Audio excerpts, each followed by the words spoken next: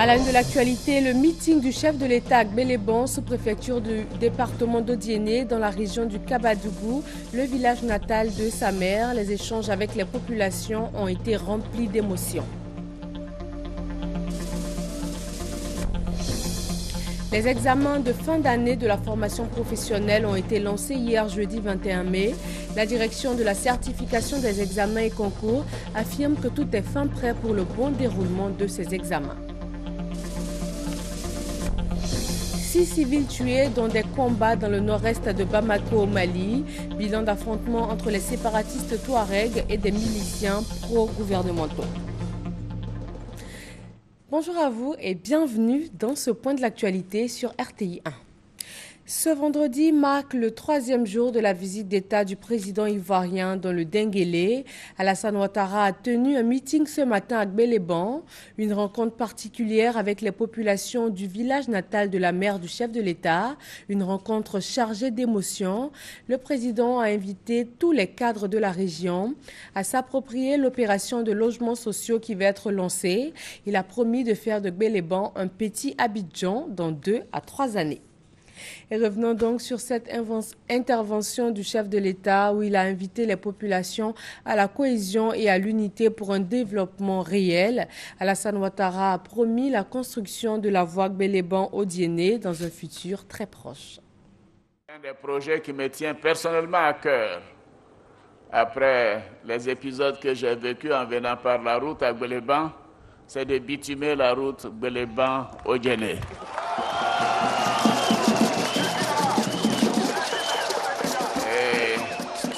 Et je peux vous dire que les travaux commenceront dès cette année. Chers parents, je voudrais vous réitérer tous mes remerciements. Je sais qu'avec vos prières, nous continuerons d'aller de l'avant et que la Côte d'Ivoire sera en paix.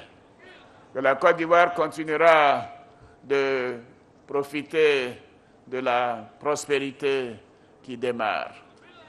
Que la sécurité étant revenue dans tous les départements, que la Côte d'Ivoire va maintenant renforcer la cohésion nationale, la réconciliation entre les enfants de ce beau pays. Oui, la politique ne doit pas diviser les Ivoiriens. Oui, la politique doit être une saine compétition qui permet aux populations de choisir. Un peu partout où nous sommes passés, j'ai entendu les populations dire que le pays avait bougé, que la situation s'améliore. Bien évidemment, il y a encore des choses à faire, parce que rien n'est parfait.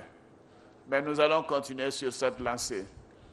Et de Gbeleban, je peux affirmer que nous n'allons exclure aucune région, aucun département de Côte d'Ivoire dans ce que nous avons entrepris. Le président Alassane Ouattara est attendu à Samatigila cet après-midi pour un autre meeting.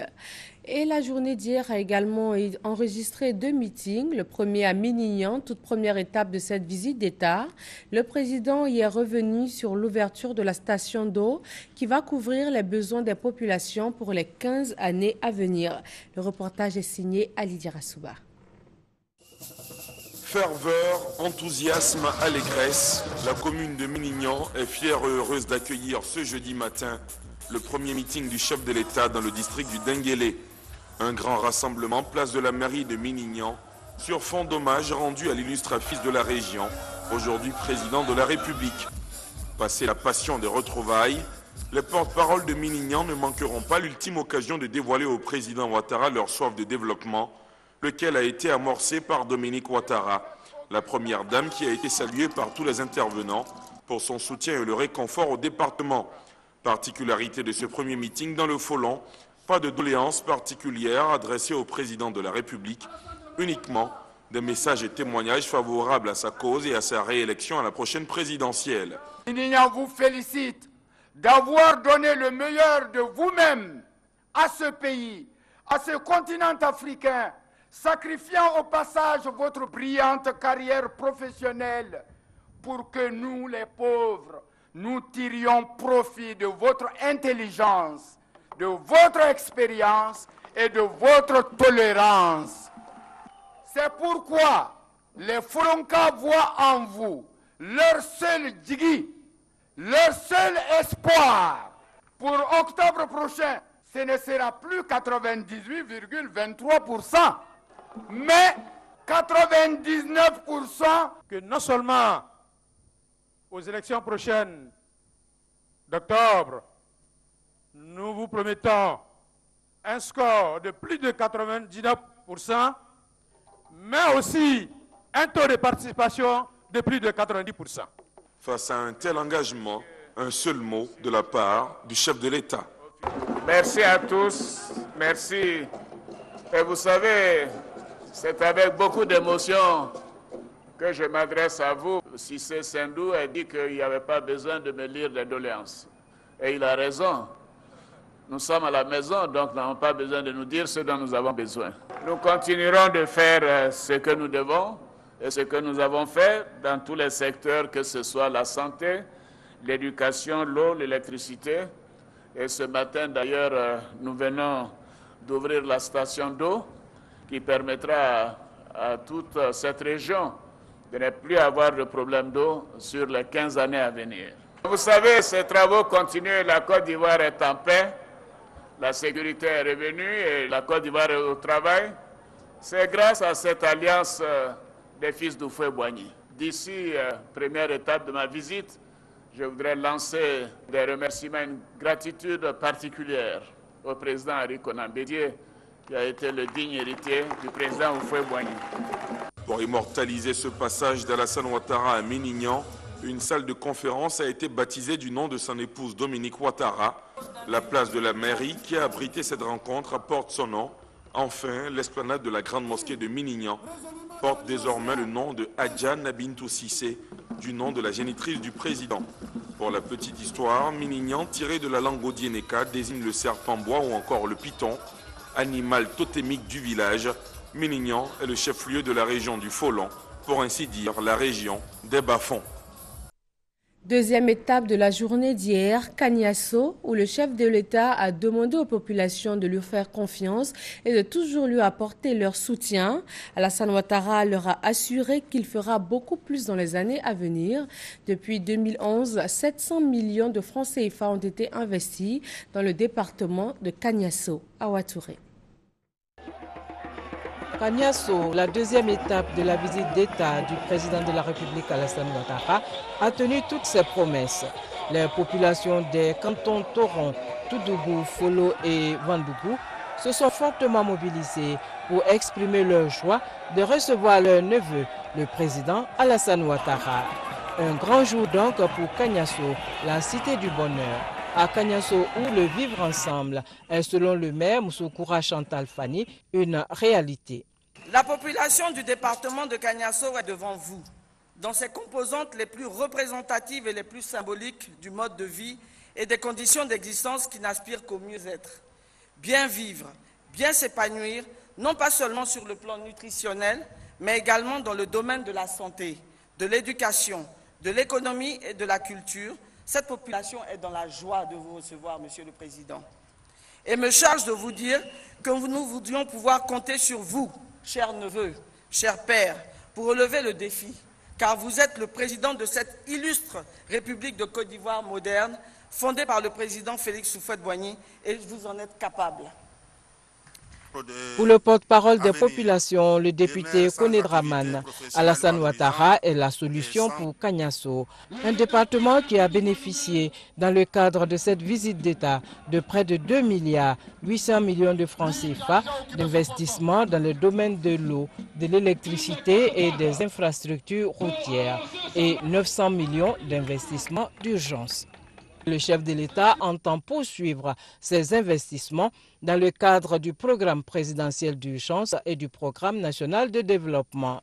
Le président de la République s'est dit confiant en l'avenir de la Côte d'Ivoire avant de saluer le sens du sacrifice des populations du Folon. Nous savons à quel point cette région a besoin de reconnaissance et de reconstruction.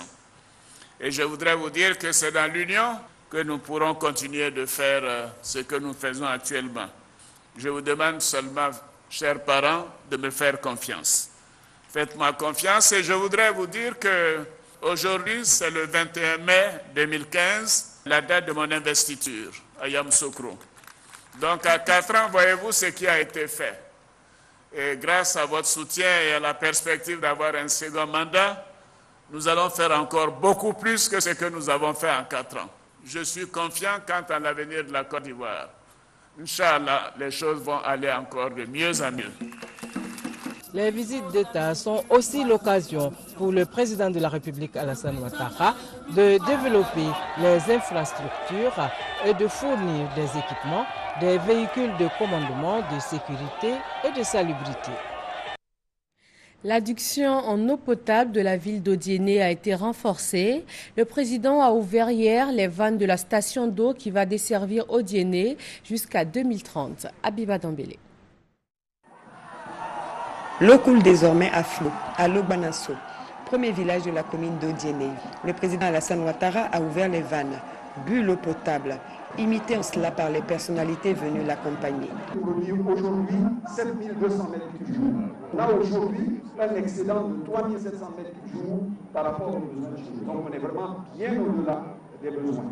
Le maire de la commune d'Odiéné, Mme Nasneba Touré Diané, et le chef Touré Famouri ont remercié le président Alassane Ouattara. Les chefs de la région lui ont offert un bœuf et des vivres de la part des populations, dans la pure tradition du Denguélé. La station existante, mise en service en 1972, était vétuste et saturée, ce qui ne permettait pas d'assurer la continuité de service. Ces travaux pour l'amélioration des conditions d'accès à l'eau potable de la population de la ville de Diéné ont coûté 7 milliards de nos francs, dont 3,4 milliards financés par le programme présidentiel d'urgence, le PPU, et 1,3 milliard par le Fonds de développement de l'eau. La mise en œuvre du projet permettra d'améliorer les conditions d'accès à l'eau potable de la population de la ville de Diéné, estimée à 69 582 âmes, de réduire les corvées d'eau des femmes, de disposer de suffisamment d'eau pour toutes les activités socio-économiques et afin d'assurer une sécurité de l'alimentation en eau potable jusqu'en 2030. C'est toujours un immense plaisir de régler les problèmes d'eau, d'électricité de nos populations. Et ici, bien évidemment, à Odiéné, la station de Lobanasso fera que Odiéné n'aura plus de problème d'eau, et ce jusqu'en 2030, c'est-à-dire dans les 15 années à venir. Et moi, j'en suis très heureux, j'en suis très fier. Les populations sorties nombreuses ont exprimé leur joie d'accueillir le président Alassane Ouattara, leur fils, qui apporte le développement partout où il passe. Je remercie le président de la République de nous avoir donné de l'eau, parce que l'eau, source de vie. Et nous sommes très contents et nous sommes fiers parce que c'est notre fils qui nous apporte de l'eau. Nous serons toujours à ses côtés et nous le soutenons pour ses œuvres qu'il continue de faire. Et comme on a dit, pour moi, ADO veut dire Action pour le développement d'Odiéné. Quand il n'y a pas l'eau, c'est la mort. Donc on remercie le président de la République pour 20 mandats. Si c'est moi seulement, il n'a qu'à rester là. Depuis l'indépendance de la Côte d'Ivoire, c'est le premier président qui met les pieds chez nous ici. Nous souhaitons au président que Dieu le garde longtemps pour nous et qu'il soit éclairé par sa puissance. Il vient de donner la vie à des millions et des millions de personnes. Et cela est vraiment incommensurable. Nous ne pouvons que lui rendre hommage pour ces nombreuses actions qu'il essaie de poser en faveur de toutes les populations ivoiriennes. Après le Banasso, le président de la République a pris congé de ses hôtes pour Minigna, le chef-lieu de la région du Folon, pour son premier meeting dans le district du Denguélé. À Odiéné, le centre Arc-en-Ciel pour orphelins et enfants handicapés a reçu la visite de la première dame de Côte d'Ivoire. Dominique Ouattara a fait un don en équipement et en espèces de 12 millions de nos francs. Alexis Ouedraogo. La vie est belle quand elle est vécue dans la charité. Cette maxime, Dominique Ouattara, l'épouse du chef de l'État, se l'approprie. Avant son arrivée ce mercredi aux côtés de son époux à Odiéné, déjà 5 départements avaient reçu ses émissaires, les bras chargés de cadeaux. Pour ce jour, c'est le centre Arc-en-Ciel qui lui ouvre ses portes. L'occasion pour sœur Monica Ocello, responsable du centre, de présenter ses doléances. Nous sommes avec les enfants jour et nuit. Nous sommes auprès d'eux quand il faut leur premier pas. ou quand ils prononcent leurs premières paroles. Nous sommes présents aussi quand ils sont malades. Nous vous demandons de nous aider à pouvoir suivre efficacement nos enfants. Il nous faudrait donc une voiture adaptée afin d'accompagner les enfants dans leur famille et d'y effectuer des visites régulières. Il faudrait aussi une subvention qui nous permettra de donner des kits alimentaires et d'hygiène. Ouvert depuis 2011, le centre recueille les enfants dont les mères sont mortes en couche. Un combat noble que salue la première dame. Depuis Abidjan, on m'a beaucoup parlé de ce centre merveilleux, magnifique, que j'ai pu visiter. Et je voudrais vraiment féliciter la sœur Monica et tout le personnel du centre Pietro Bonillo. C'est magnifique, c'est merveilleux. Vous faites un travail extraordinaire. J'ai bien entendu vos doléances. Nous allons essayer de vous obtenir une subvention au niveau de l'État.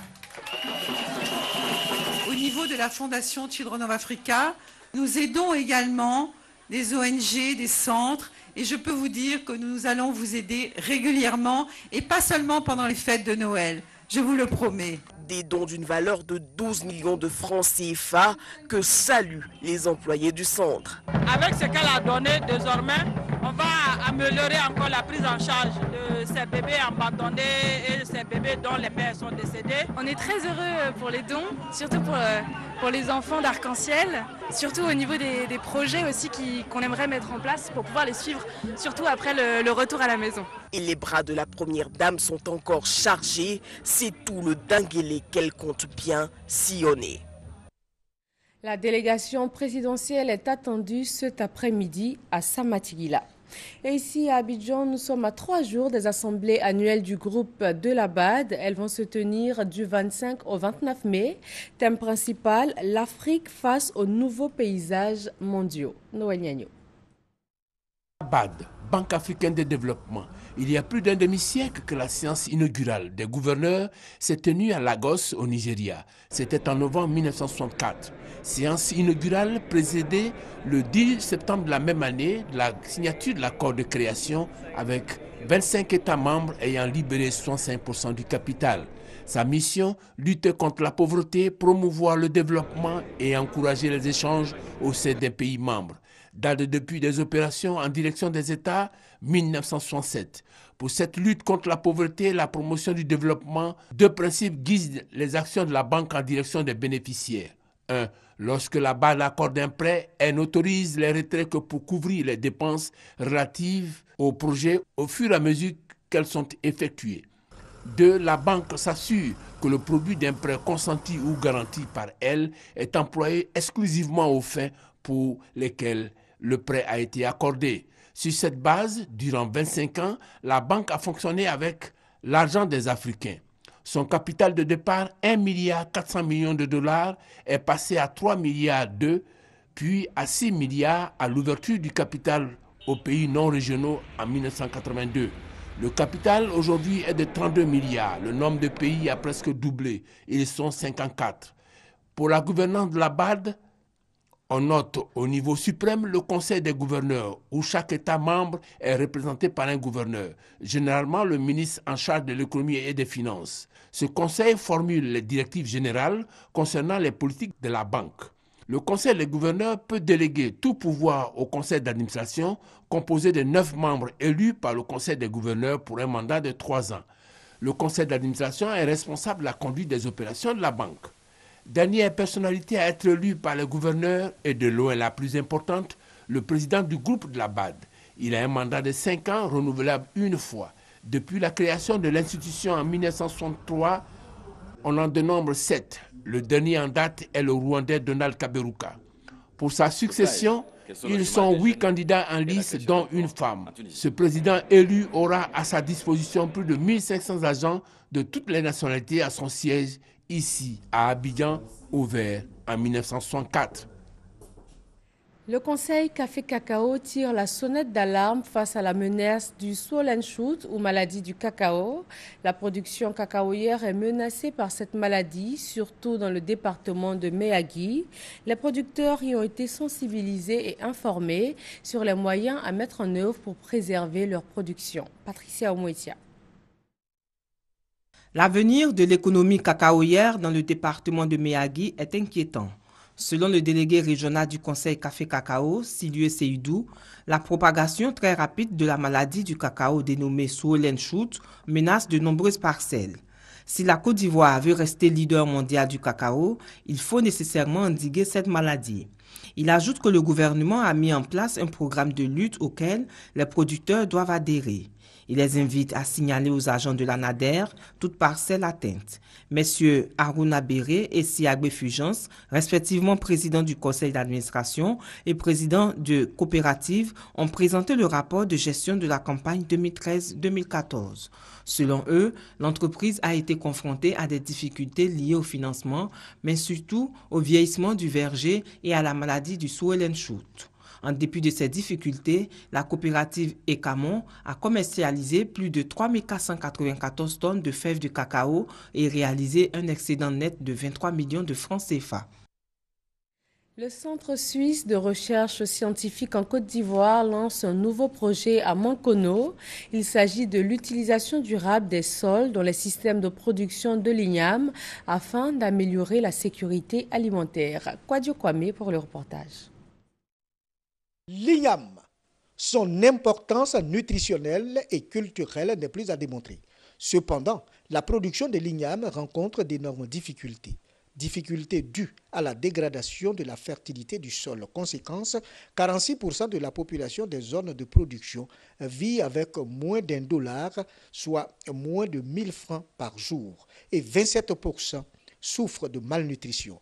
Le projet YAM6 qui va s'exécuter dans les régions de Soubré et de Teningwe a pour but d'améliorer la fertilité du sol, de relever le niveau de revenus des populations et de préserver l'environnement. Le projet vise à générer des stratégies de gestion durable de la fertilité des sols en culture d'igname.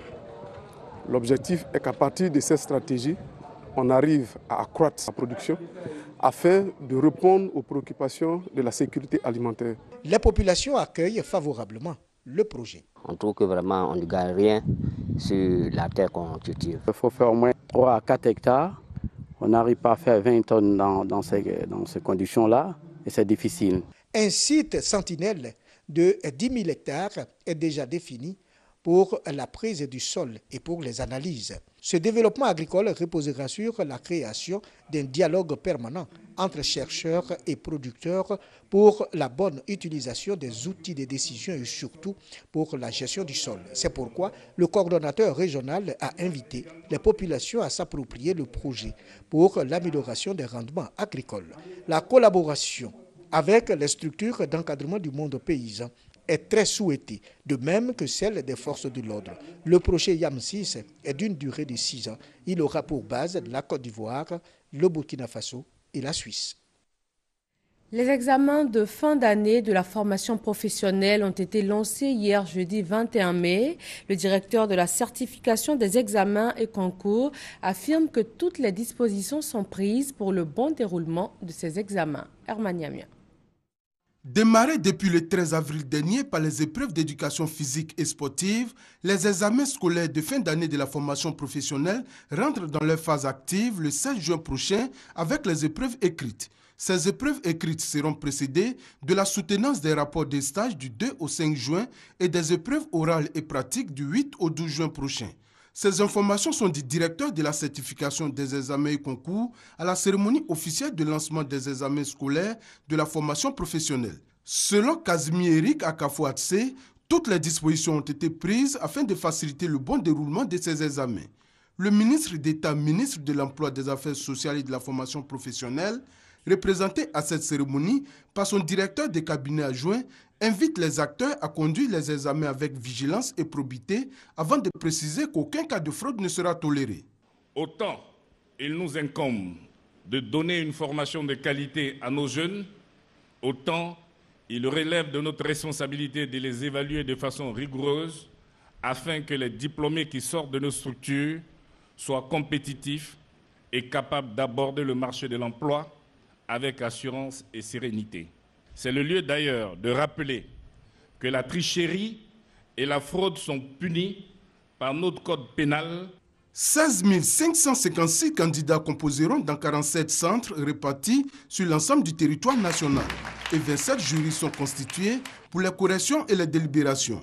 Les candidats vont composer pour l'obtention du certificat de qualification professionnelle CQP pour certains et pour d'autres, le certificat d'aptitude professionnelle CAP, le brevet d'études professionnelles BEP, le brevet des techniciens BT et le brevet professionnel BP. Les premiers résultats de ces examens sont attendus pour le 7 juillet 2015. Les journées nationales des télécommunications et de la communication JNTIC ont refermé leurs portes ce mercredi, revenant sur cette 15e édition qui a coïncidé avec les 150 ans de l'Union internationale des télécommunications. Télécom TIC, les conducteurs de l'innovation. Tel est le thème de l'édition 2015 des Journées nationales des technologies de l'information et de la communication JNTIC. Cette édition met l'accent sur la place des télécommunications dans le développement. Ce thème nous invite à considérer désormais les télécoms et les TIC comme des leviers de développement de nos économies et des instruments de transformation sociale positive. Ces deux leviers favorisent l'innovation et ont un impact social certain, créateur d'emplois et puissant stimulateur de la consommation des ménages. Ce salon est une tribune d'opportunités pour les opérateurs économiques et les fournisseurs de services. Il cadre aussi avec la politique du gouvernement.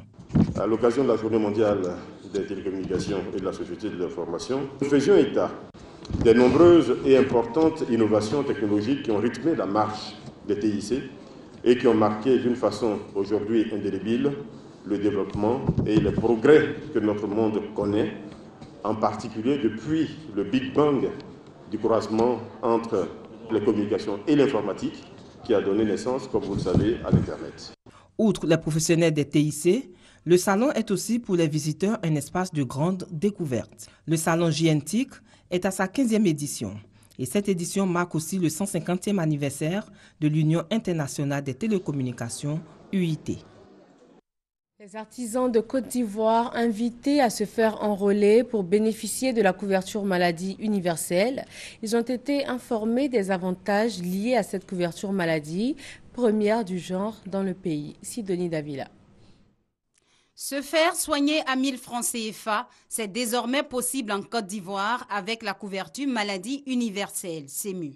Plus de 20 artisans ont franchi la première étape du processus d'enrôlement des assurés de la CEMU lors de la campagne d'information et de sensibilisation initiée par les responsables de la Caisse nationale d'assurance maladie. La CMU, la couverture maladie, ambitionne de donner donc aux populations la possibilité de se faire consulter dans les consultations médicales, des examens médicaux ou de radio, les médicaments et aussi certains cas d'hospitalisation. C'est une grande ambition et nous pouvons réussir ce projet-là ensemble. C'est un système solidaire et donc j'appelle l'ensemble de la population à y adhérer. Plus nous serons nombreux, plus nous pourrons nous faire soigner à 1000 francs. Soucieux du rapport étroit qu'il y a entre une bonne santé et un bon rendement professionnel, le président de la Chambre nationale des métiers de Côte d'Ivoire a invité tous les artisans ainsi que la population à souscrire à cette opération. J'ai lancé un appel à tous les présidents régionaux et tous les présidents départementaux avec les organisations professionnelles afin qu'ils suivent l'exemple que nous avons donné aujourd'hui afin de faire assurer tous les artisans qui opèrent sur le territoire national. La CEMU a pour objectif de permettre aux populations d'accéder à des soins de qualité et à moindre coût.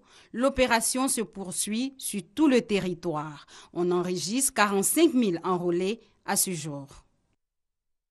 Le 4e congrès extraordinaire du Front populaire ivoirien FPI s'est ouvert hier jeudi 2015 pour la paix, la réconciliation et le progrès social. Le changement, c'est maintenant. Voilà le thème de ce congrès. Dans l'actualité en Afrique, au moins 6 civils, dont un employé d'une organisation non gouvernementale, ont été tués jeudi lors d'affrontements entre les séparatistes touaregs des mouvements de l'Azawad et des miliciens pro-gouvernementaux au Mali. Le cessez-le-feu avait déjà été violé à de multiples reprises dans cette zone du pays. Et voilà pour ce 13h. Merci d'avoir été des nôtres et surtout, restez avec nous sur RTI 1.